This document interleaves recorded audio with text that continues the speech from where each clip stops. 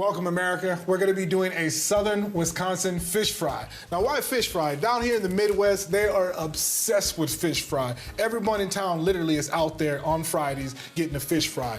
But in Wisconsin, they don't traditionally do the same fish fries that we do in Louisiana. We love us some catfish, but for some reason out here, you guys don't like catfish. So we're going to be doing a little bit of a twist. We're actually going to be using wild sockeye salmon. Chef Champion here to take you on a culinary journey I promise you've never been before. I'm here to help mold you, shape you, motivate you, and most importantly, inspire you into cooking like a champion. I'm Chef Champion, but my friends call me Ace. Welcome to the new age of culinary learning.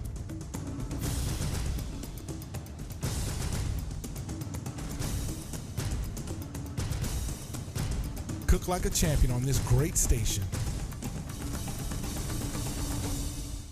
So we're gonna jump right in and I'll show you how to get this going. So the first thing we wanna do is get you a nice clean cut of the sockeye salmon. All right, so the first thing you wanna do is make sure you have the proper knife. You know, that's the reason why there's a different knife for a different job. So I'm using about a 9-inch salmon knife, or a regular fillet knife works well too.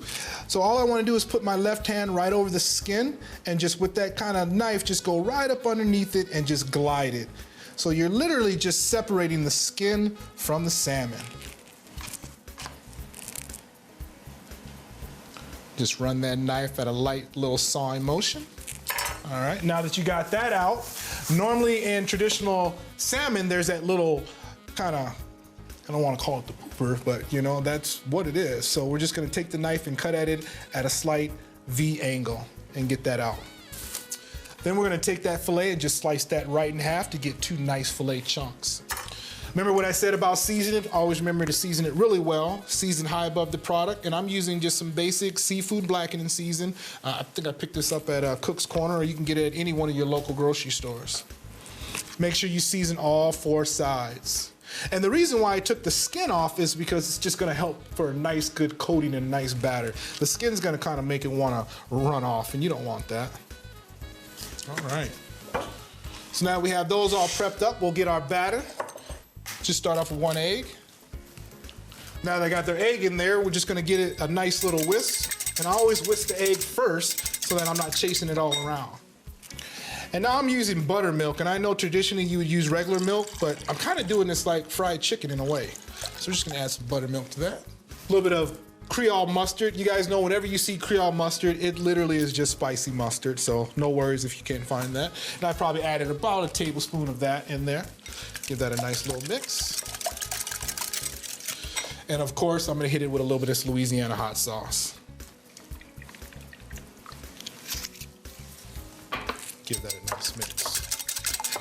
So last thing we're gonna add to that, just to thin my batter out a little bit, because we don't want it too thick, because we're just gonna add just a little bit of port wine.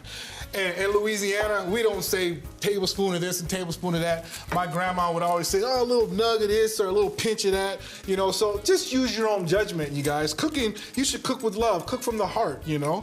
It's gonna all come out, and if it doesn't, you just start all over again, no biggie. But we're cooking like a champion, so we're gonna nail it the first time, right? That's right. So last thing I wanna do is just add a little bit of lemon. Just gonna cut one of those in half, and I'm actually gonna drizzle that right over the fish. Just give it that nice citrus flavor, help wake up that salmon, because it's trying to sleep on me. So the batter that I'm using is just a traditional fish fry batter. If you don't wanna use the box one, you can just mix 50-50 with your corn flour and your flour, and you should be good. So the first thing I wanna do is go right into the actual dry batter. So as you see, we have our dry and our liquid batter. And we're gonna go right into the actual liquid batter. Make sure all the excess liquid drains off nicely. And then we're actually gonna go right back into the batter. Now I have my deep fryer right here. I would recommend, hands down, always use an electric deep fryer. You can regulate the temperature, you can set it at 350 and it stays at a perfect temperature. So I'm just gonna take my salmon and drop that right into the hot oil. And just do the same. I'm gonna go ahead and finish up cooking these salmon. We're gonna take a quick break, and when we come back, I'm gonna show you guys how to make Canadian cheese hush puppies. Yeah, I know, that sounds crazy, but it's happening. It's going down, you guys. We'll be right back. All right, welcome back, you guys. We're gonna go ahead and check on our deep fried salmon, see if that's ready. Should be ready though. I let this cook for probably about 3.5 to 4 minutes, depending on how thick it is. Obviously, the thicker it is, you wanna leave it in there just a little bit longer. Oh yeah, that looks nice and crispy. I think that's good to go.